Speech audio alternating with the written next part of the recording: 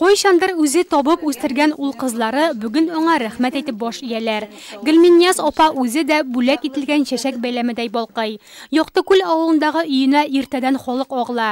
Балалары, кияү киленнәре, авылдашлары әбәкәйне туган көне белән котларга җыела.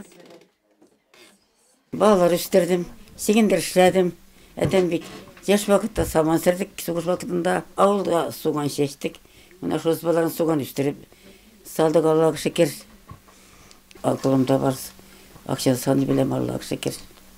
Өткән белән башында белем, Аллага шөкер. Саклыйм, эшләдем дә, ашадым, ашадык, гомер иттек. Җылы уңайлы өендә гөлләр, чәчәкләр арасында бәхетле картлыгын кичерә ул. 90 яшенә җитсә дә тик утырырга яратмый. Утырткан помидор үсентеләре дә тәрәзә төбендә шаулап үсә. 8 бала, 8. Мин аларның иң олысы. Харис безнең генә монда йортта торысы иң кечесе. Барыбыз да үстек инде шулай дружный булып, бер-беребезне карап, әни эшләр эшләгәндә без аларны булышып бер-беребезгә. Әни безгә авторитет иде. Без балаларны шулай тырыштык тәрбияләргә. Күзлексез күрә, яхшы ишетә, хәтеренә исен китәрлек. Бүген дә Коръән аятлары ятлый. Әнинең туган көне безнең өчен зур бәйрәм булды. Үзебезнең туган көннән дә күбрәк әзерләндек. Шатлык безнең өчен.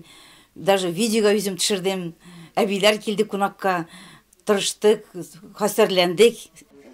90 яшьлеге һәм бөек җиңү көне уңайыннан икеләтә котлаулар кабул итте ул. Россия Федерациясе президентының рәхмәт сүзләрен ирештерделәр.